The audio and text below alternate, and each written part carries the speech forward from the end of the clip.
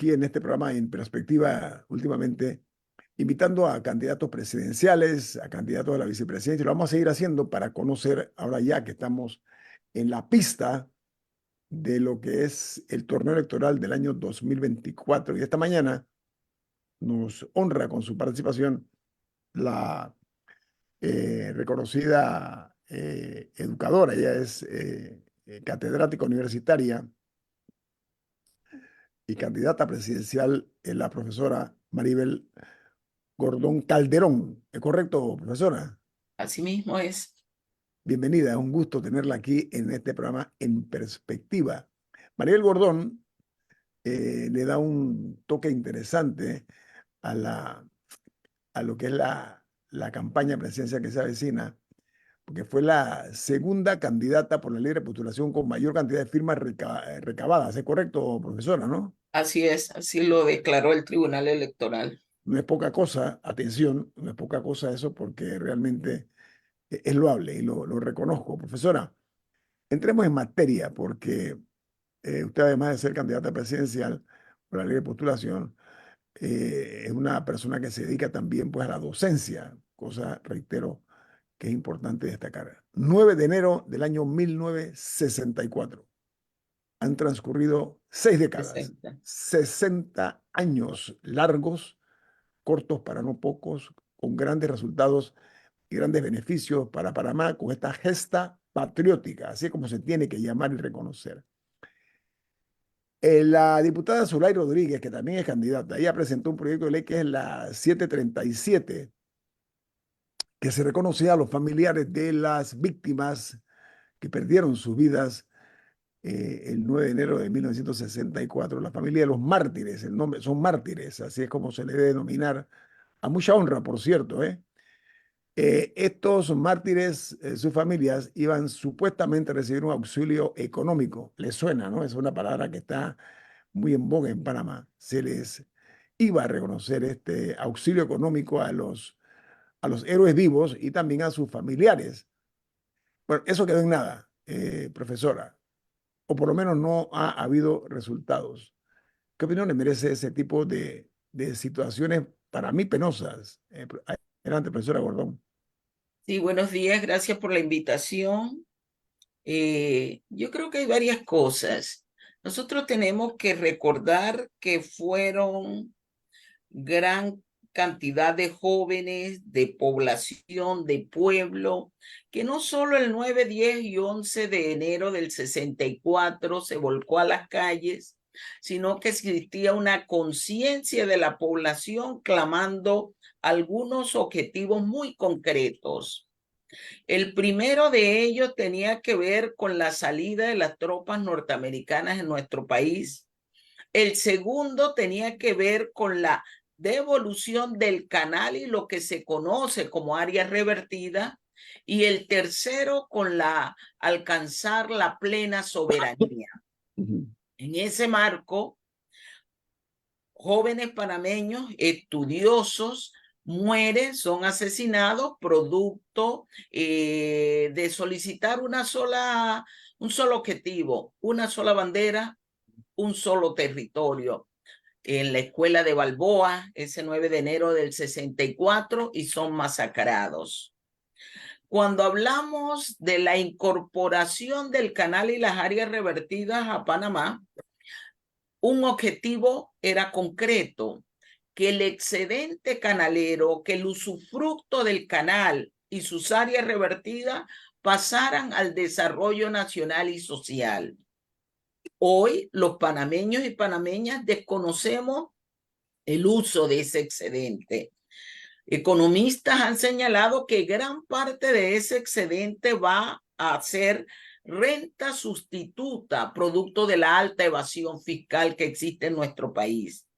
El concepto que han estado clamando algunos familiares de la gesta de enero del 64 tiene que ver con resarcimiento económico, un concepto que se maneja desde el punto de vista de las afectaciones de una población producto de determinadas causas como lo son la violación a los derechos humanos, el problema del asesinato en la defensa de la patria, y es un elemento que creo que debería hacerse justicia a esa población, a esos panameños que perdieron familiares defendiendo la patria. Hoy el excedente está utilizado en otras cosas.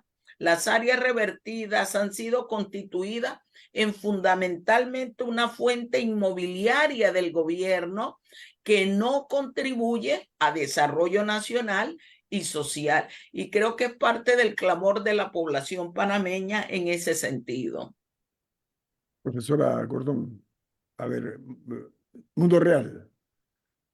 Panamá logra lo que ningún otro país en el mundo ha alcanzado, lo que representa miles de millones de dólares de infraestructura.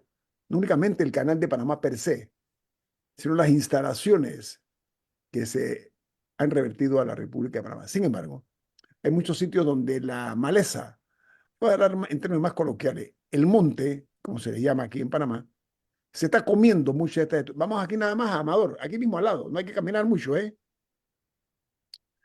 Hay una serie de casas allí que realmente están en situación ruinosa. Entonces yo me pregunto lo siguiente. Yo observo con preocupación, por ejemplo, ahora el Ministerio de Gobierno está anunciando que se va a ir a un nuevo local, creo que por la 12 de octubre, por allá. Yo me hago la siguiente pregunta. En Condado del El, Rey. en Condado del Rey. El gran negocio, y yo lo sé y usted lo sabe, profesor Gordón, y la gente inteligente que escucha este programa sabe, el gran negocio por muchos años, negocio para unos pocos, atención, ha sido el alquiler de locales para la instalación de oficinas del Estado. No tiene más lógica, no tiene más de sensatez mover estas instalaciones para el área revertida, que no nos cuesta un centavo, que son nuestras, ¿ok? En lugar de estar sangrando los dineros del Estado. Pero a mí me preocupa más todavía, profesora Gordón, que ya a la salida, ya está, este gobierno está en la etapa crepuscular, le quedan unos cuantos meses y nada más. Qué casualidad que se le ocurre ahora descubrir la situación precaria en que se encuentra el Ministerio de Gobierno. Yo soy muy mal pensado y cuando pienso mal me va muy bien. Entonces la pregunta es, ¿por qué razón todavía se persiste en esta práctica onerosa para nuestro país, de profesora Gordón? Insisto, el problema es que no se ha vinculado el canal y las llamadas áreas revertidas de la antigua zona del canal al desarrollo nacional y social.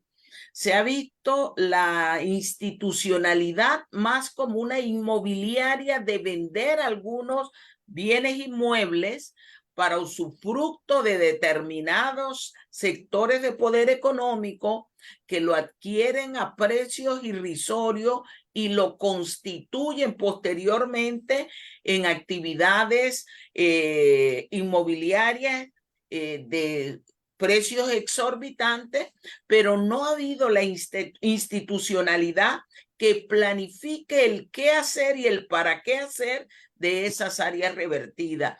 Algunos de los que viven en las áreas revertidas han hablado del despojo, porque están siendo usufructuados, destruidos, patrimonio histórico. Hemos visto además cómo muchos de los bienes de vivienda, de edificios que se encuentran en esas áreas, están siendo destruidos producto de la desidia y la no atención para mantener esa infraestructura. Y como bien señalas, en muchas ocasiones se ha planteado que algunas de las instituciones gubernamentales deberían estar en las áreas revertidas, que muchos colegios pudieran ser ubicados en las áreas revertidas. Sin embargo, la actitud ha sido de detener ese proceso para precisamente seguir ellos, y yo coincido con usted en esa dinámica que se tiene de alquilar edificios para hacer de ello un negocio. Profesora, yo tengo aquí una opinión de un oyente. Dice, buenos días. El edificio es el PH Plaza Edison y lleva años el negociado de alquiler a varios ministerios y oficinas del gobierno. Y pregunta al oyente, ¿por qué no se puede construir la ciudad gubernamental en las áreas revertidas? Tiene mucha lógica. Un minuto acerca de esa opinión, profesora Gordón. Creo que se podría hacer. En algunas ocasiones se ha señalado el problema de la viabilidad para llegar a las áreas. Creo que también se podría planificar un proceso de transporte de alguna manera para llegar a esas áreas en donde estaría el conjunto de la institucionalidad que facilita los trámites a las personas que tienen que realizar algún tipo de vinculaciones con las instituciones Los trámites gubernamentales. sobre todo, los Claro, trámites. para trámites es fundamental tenerlos cohesionados, unidos en un mismo edificio o en una misma área. No ha habido esa voluntad, no se ha planificado, no se ha discutido. Algunos procesos que iniciaron, usted lo ve suspendido, son millones de dólares que se están gastando porque ya dejó de ser inversión en la medida que se están constituyendo en un costo. El punto es hay que incorporar esas denominadas áreas revertidas en un proyecto que garantice la protección al patrimonio, la vinculación a la actividad socioeconómica y efectivamente constituya un puntal de desarrollo nacional. ¿Sabe qué? Ha faltado voluntad, esa es la palabra, pero sobre todo buena fe. No, La- visión también, quizá. sí, ha faltado planificación, tantas cosas que han faltado. Y vemos todavía que en estos tiempos, los tiempos de la COVID, de otras enfermedades, etcétera, como que no hemos aprendido mucho, ¿eh? Hemos vivido mucho, pero no hemos aprendido nada. ¿Saben por qué? Porque en Panamá, con estas áreas revertidas, que las vemos como si nada, eran áreas donde no se podía entrar. Así Los es. panameños no podían entrar para una generación que lo desconoce y otra que por ignorancia o por un rancio desinterés en las cosas nacionales, sitio no se podía entrar. Estaba vedado a los panameños en su propio país entrar a esas áreas. Lo que hoy es la ciudad de saberes, esa área bellísima, que es de los sitios que yo más admiro, cómo lo ha manejado Panamá. Bueno, allí no se podía entrar. Una cerca, esa cerca no se podía traspasar, entre otras cosas. Vamos al corte No, pero antes comercial. de eso, una breve aclaración, eh, que ya me mandaron, gracias al amable oyente que mandó la noticia de Teletica sobre la detención de Richard Pfeiffer. En efecto, el caso por el que se le detuvo y que ya fue condenado, sí es un tema de estafa relacionado con Petaquilla. El Betadía caso Gold, de las ¿no? cuotas de la Sí. Caja de Seguro Social, ese es un segundo juicio que él todavía tiene que enfrentar. Así es un caso, pero no es por el que ya está condenado. Así que gracias al amable oyente inteligente de este programa por mandarnos la información. Agradezco también la amabilidad de este oyente, gente bien informada, gente educada, inteligente, la que escucha este programa en perspectiva, un programa para la gente inteligente. Bueno, la candidata presidencial, la profesora, la destacada docente y catedrática universitaria Maribel Gordón Calderón está con nosotros esta mañana aquí en ese programa En Perspectiva. Camila, usted iba a retomar el tema con la profesora Gordón. Sí, porque en el bloque anterior nos concentramos en el tema del usufructo o no de las áreas revertidas, pero usted había mencionado también el uso del excedente del canal y quería que si nos podía brindar mayor detalle de exactamente cuál es ese excedente. Sí, los aportes del Tesoro a la nación, perdón, del canal al Tesoro Nacional se dividen en aportes directos, aportes indirectos. En el caso de los aportes directos, estos están subdivididos en lo que se llama el excedente canalero, que es la parte mayor que se recibe, y está también todo lo que tiene que ver con la transacción de la donación, del paso por el canal mismo, que tiene otro porcentaje que va como aporte directo a la nación panameña. Los panameños siempre han pedido que el excedente canalero o los aportes directos del canal, que para el 2023 superan los 2.000 millones de dólares, sean utilizados a nivel del desarrollo nacional y social. Es decir, un canal que evidencie sus aportes a la economía nacional, pero sobre todo al desarrollo. ¿Cuál ha sido el problema? Señalábamos, gran parte de ello está siendo utilizado para cubrir como renta sustituta la evasión fiscal, pero además porque no hay una transparencia, claridad y control por parte de la ciudadanía de a dónde van a parar esos recursos. Eso va al Tesoro Nacional, no va a la cartera común, entonces nadie sabe. Por eso, ¿en qué ese se es uno de usa? los problemas que tienen los panameños. Nosotros luchamos contra un enclave canalero, que fue un concepto que creo que quedó ausente en el bloque anterior. Ahora hemos luchado contra un enclave minero. Los panameños no queremos enclave. Y en el caso del canal, se ha impuesto un enclave local de un grupo de poder económico que controla desde los gobiernos esos recursos que deberían estar siendo destinados a salud, a educación, a cultura, a deporte, a vivienda, pero sobre todo a imponer procesos de desarrollo e innovación.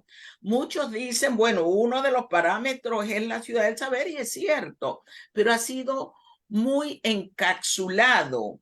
Yo creo que hay que abrir ese proceso para incorporar esos jóvenes, a esa juventud, a esos investigadores que pueden estar desarrollando algo que requiere este país: innovación, desarrollo, innovación, tecnología en función de los intereses nacionales y de lo que podemos también exportar al mundo en términos de nuestros conocimientos. Profesora, mañana se cumplen 60 años que ocurrieron aquellos aciagos sucesos del año 1964. La oportunidad es propicia. Hablamos de enclave. Hay palabras que en Panamá, lamentablemente, algunas personas pretenden ignorar. Esa es una, enclave. La dignidad nacional, el orgullo patrio. Suena como cosas románticas, pero saben que eso fue lo que exactamente nos llevó a lo que somos hoy, un país que recibe miles de millones de dólares, miles de millones de dólares, gracias a esa lucha generacional que se dio, que culminó con la firma de los tratados Torrijos-Carter. Esa es la realidad cruda de nuestro país. Pero ¿sabe qué, profesora?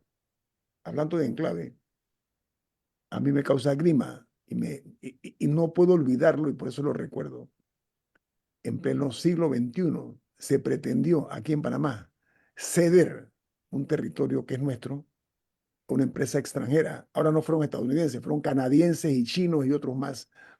Se les cedía nuestra soberanía, que la gente no le da mucha importancia, pero la soberanía es como el orgullo de uno, de una persona, como la dignidad de una persona. De eso se trata. Entonces, se le estaba dando a esta empresa minera, profesora, siglo XXI, vergüenza para mí, control del espacio aéreo, espacio marino. Así es. Tenían la posibilidad de que ahí no se podía entrar ni salir al área esa de la minera. No se conocen muchas de las cosas ahí dentro. ¿Cuál es su opinión acerca de esa entrega casi total de nuestra soberanía que se había luchado y nos costó tanta sangre, sudor y lágrimas, sobre todo a la gente popular, a las clases populares de este país, que fueron los que pusieron los muertos, ¿ah? Los que ponen los muertos, y no se puede ignorar eso. Profesora, ¿cómo se puede explicar que eso ya va a pasar aparentemente al anecdotario, lo que para mí fue una traición a la patria, crimen de lesa patria? Así es. Por medio. ¿Cuál es su opinión, profesora Gordón? No, coincido en que es un crimen de lesa patria, y yo creo que esos no deben tener fecha de expedición, tienen que ser juzgados. ¿Cómo puedo explicarle a una población y sobre todo a una juventud que es el presente y futuro de este país, que un contrato violente 25 cláusulas de la Constitución de este país y no pasa nada? ¿Quiénes representaron al Estado panameño? porque no velaron por los intereses nacionales y sociales. ¿Cómo puede explicar usted un contrato leonino, lesivo a la dignidad nacional, porque se entregaba el suelo, el subsuelo, el aire, las aguas, cuando eso por ley, por constitución también está prohibido?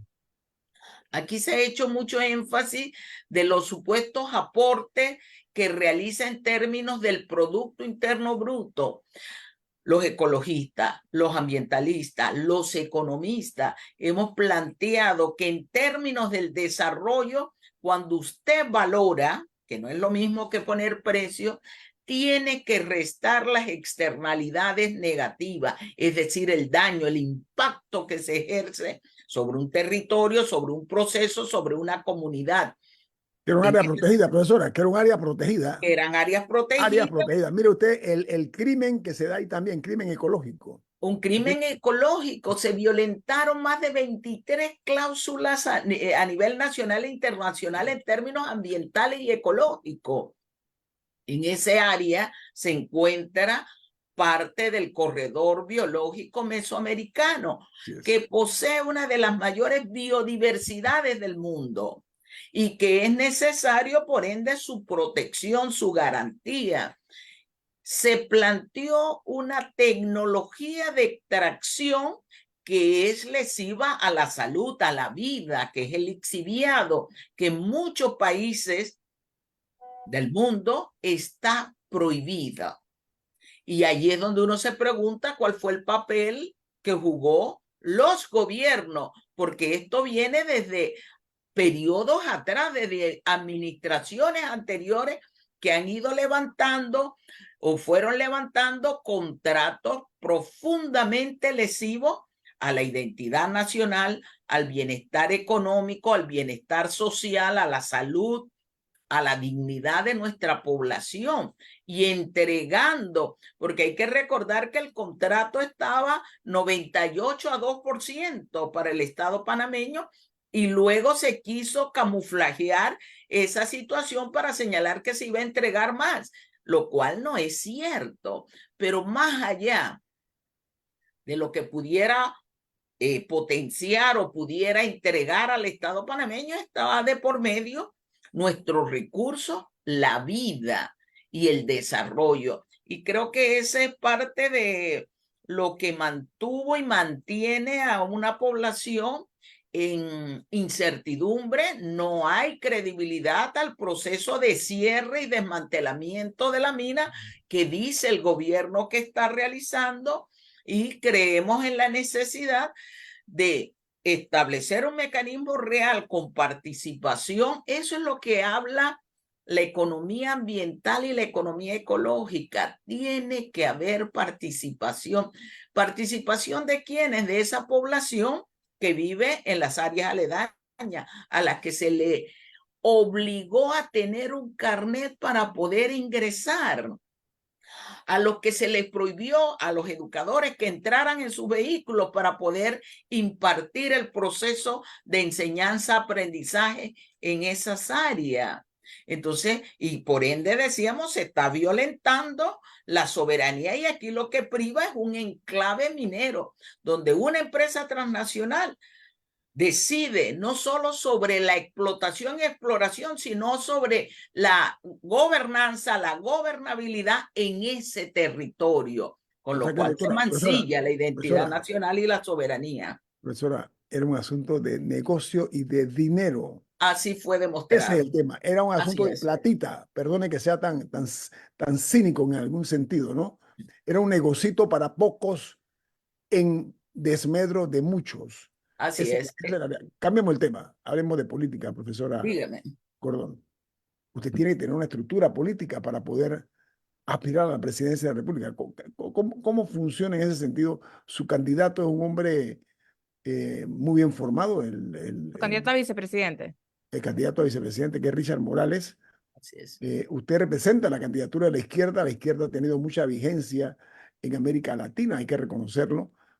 A ver, ¿cuál es su estructura política? ¿Cómo se está manejando en ese sentido, profesora, para ilustrar a la audiencia? Bueno, yo soy una mujer de planificación y eso lo vengo insistiendo y lo digo porque a veces algunos dicen, bueno, la izquierda no va para ningún lado, Maribel Se congeló la Gordón no señal. va para ningún lado. Yo quiero recordar que lo mismo decían en el periodo de la búsqueda de firmas. Yo soy una mujer organizada, tenaz, constante.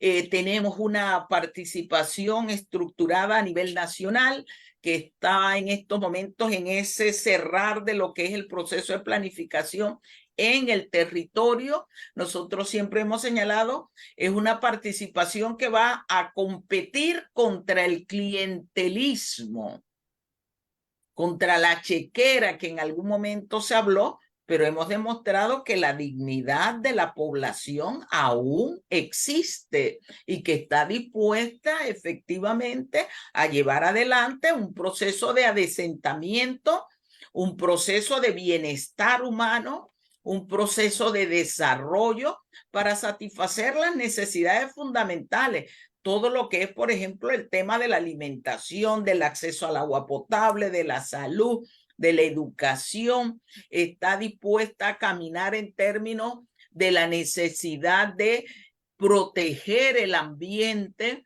de una política cultural de identidad, de plantearnos la recreación y el deporte, de establecer adesentamiento frente a la corrupción que es galopante, que es creciente y en la cual han estado inmersos todos los gobiernos, sin excepción.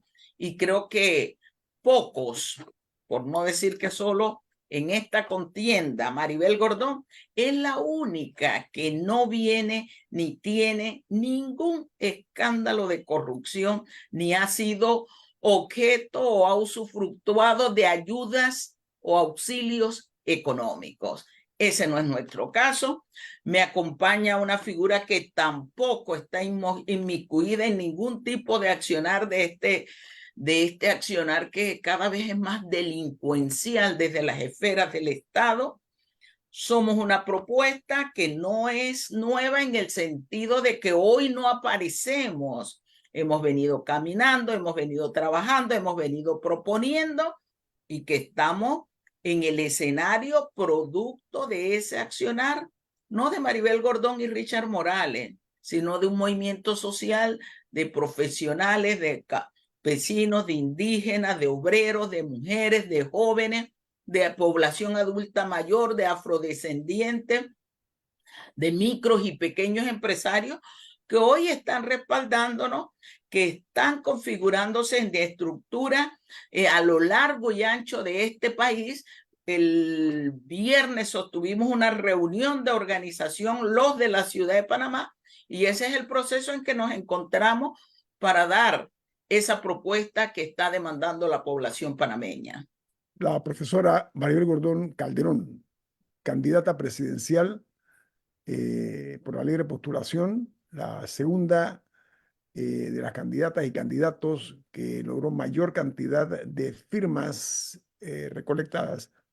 Hoy nos está haciendo los honores de acompañarnos. Profesora, nos regala unos minutos más al regreso del corte comercial, ¿sí?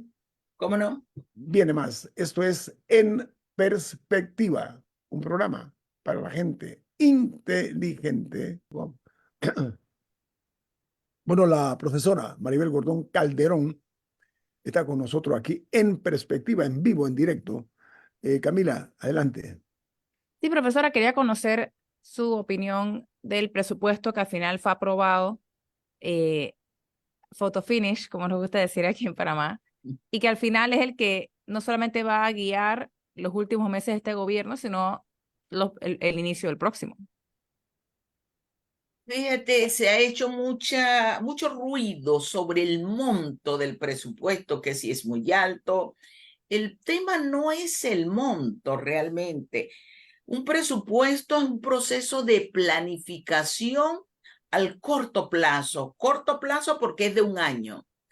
Cualquier proceso de planificación tiene que ser realista, factible, sostenible. Y ahí es donde comienza a evidenciarse los problemas. qué tanta la proyección de ingresos es real. Y sobre todo dada la incapacidad y poco interés que han tenido los gobiernos de recaudación fiscal. Versus a ese proceso nos encontramos con otro proceso de una estructura de gastos suntuarios, innecesarios, que se mantuvieron. Aquí se mantienen en este presupuesto las dietas de un funcionariado que no realiza mayores funciones a favor de lo que es la estabilidad, el desarrollo de la población panameña. Se mantienen un conjunto de incorporación de gastos e instituciones que no son prioritarias. Cuando uno elabora el presupuesto siempre se elabora en función de los objetivos. Si los objetivos son de desarrollo nacional y social y decimos que la prioridad es educación y salud, los recursos del Estado tienen que estar en función de esas prioridades. Aquí se ha hecho un presupuesto, y lo dijo un representante del Ministerio de Economía y Finanzas, para este gobierno que finaliza en julio. Es decir, está planteándose 6 meses donde no hay esa perspectiva de ingreso al Estado panameño, al fisco, con lo cual la actitud asumida tanto por el Ejecutivo como por el Legislativo es irresponsable. Manifiesta su no preocupación por gestión de Estado, por la gestión social a partir de lo gubernamental. Y nosotros hemos visto cómo se mantienen partidas en estructuras gubernamentales y del legislativo que no tienen razón de ser, que debieron ser decantadas, eliminadas en términos concretos para favorecer instituciones y sectores que sí demandan la atención de la población panameña. Un claro ejemplo, el hospital oncológico. Dicen, bueno, lo que vamos a dar es una partida que alcanza hasta que esté este gobierno. ¿Cuál es la fase que viene? Amarrar un contrato con una determinada empresa, para lo cual es garantizado los recursos iniciales. No hay una visión de la necesidad que tiene la población que acude al oncológico. Todo el tema del agua, todo el tema de la disposición, recolección y disposición de la basura, que es una crisis profunda a la que no se le da atención. Hablan de un presupuesto de educación que no es producto de la gestión del gobierno, es producto de lo que se dio en el 2022, donde se llega a un acuerdo y donde se firma un compromiso del 7%, pero no es todo para el Meduca. Esas son las cosas que no se le dice a la población. Comienzan a plantear, apretar cinturones, que es lo histórico de los gobiernos, pero empiezan y terminan por apretar solo a los sectores populares. Comienzan a decir, bueno, vamos a despedir un conjunto de funcionarios públicos. ¿Pero cuáles funcionarios públicos? Los que no tienen padrino. Están trabajando. Yo le digo, profesora, yo se lo digo. Permítame ayudarla a pensar, Dígame. ¿no? Si me permita. Los que no tienen padrinos. Efectivo, los que trabajan. Me encanta ser brutalmente sincero, profesora. El único lenguaje que yo tengo es el de la franqueza. Lamentablemente para aquellos que les gusta que les echen cuento, ¿no? Pero antes de cerrar, profesora, es una vergüenza que Panamá, con la danza de millones que vemos todos los días, los servicios públicos sean, primero, onerosos para todos nosotros y segundo, vergonzosos en cuanto al servicio que nos dan, servicio público, agua. Así es. Aquí se va el agua y se va la luz, o se va la luz y se va el agua. Así Increíble. Es. Aquí tenemos el problema de la recolección de basura, que usted dice muy bien. Eso conspira contra la salud de todos nosotros. Así es. Conspira contra la parte visual de aquellos que nos visitan, los turistas que ven estos promontorios de basura. No, y los que circulamos por la ciudad todos los días. Okay. Así es un foco de enfermedades. Profesora, más allá de falta de voluntad política, yo creo que hay un grado de negligencia en quienes están a cargo de esas instituciones. Aquí no pasa nada, profesora. ¿Qué haría usted si llega a la presidencia de la República? Fíjense, yo creo que de negligencia y de intereses de funcionar solo cuando hay negociado para ellos. Ahí actúan. Ok. Al contrario, En el agua es un gran negocio, profesora. El agua es un gran negocio que quiere ser privatizada y eso es un proyecto histórico de determinados sectores que vienen impulsándolo sobre pretexto de la eficacia y la eficiencia. Pero tenemos el caso de la basura. En la ciudad de Panamá es de carácter estatal, en San Miguelito es de carácter público y en ambos ha colapsado porque no les interesa el tema. Allí se han amarrado negocios con determinadas empresas y se desmiente la ineficacia del sector privado. Profesora, permítame, es un negocio para algunos avivatos que están en función de gobierno. Yo lo digo, no tengo ningún problema. Así es.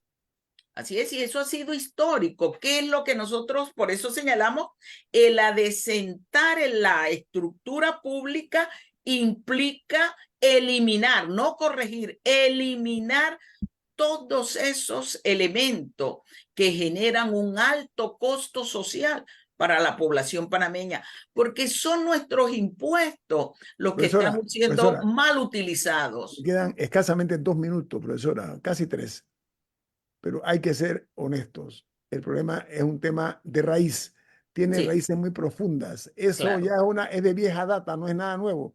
Es un negocio que gobierno tras gobierno han estado usufructuando, profesora. Así es. Por eso para nosotros es un problema de sistema y el sistema tiene que ver también con la gestión pública. Hay que cambiar la gestión pública profundamente. Y uno de los elementos que contribuye a cambiarla es efectivamente que se incorpore una estructura que no ha estado involucrada en escándalos de corrupción. Yo creo que eso es necesario, pero también tener certeza del castigo, que no haya impunidad para ese funcionariado que ha delinquido, que ha asaltado, que ha robado, que mantiene al país siendo un país con la peor distribución de la riqueza, con márgenes de pobreza alarmante y que más del 4% hoy día se va en corrupción. Eso es lo que tenemos que cambiar y es parte de nuestra propuesta en el plan para la vida digna.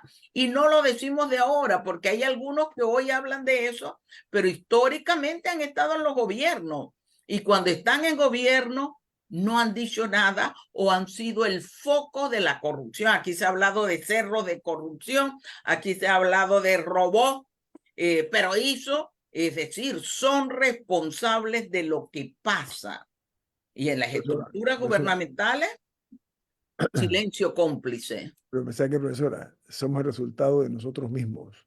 Aquí no hay que echarle muerto a nadie. No. Es culpa nuestra. ¿Sabe por qué? Porque cada quinquenio nos echan el cuento, la misma historia, el mismo engaño, la gente cae ilusa o de repente por recibir unas tejas, unas hojas de zinc, o sea, es como se juega con la miseria humana. Esa es la parte más vergonzosa. Y no se vota a conciencia, profesora. La pregunta que yo me hago es si habremos aprendido algo. Esa es la pregunta que hay aquí. Muchas gracias, profesora. Sí. Yo creo que sí. Creo que va a haber un cambio importante en este país. Lo necesitamos, profesora. Que tenga usted un buen día, profesora.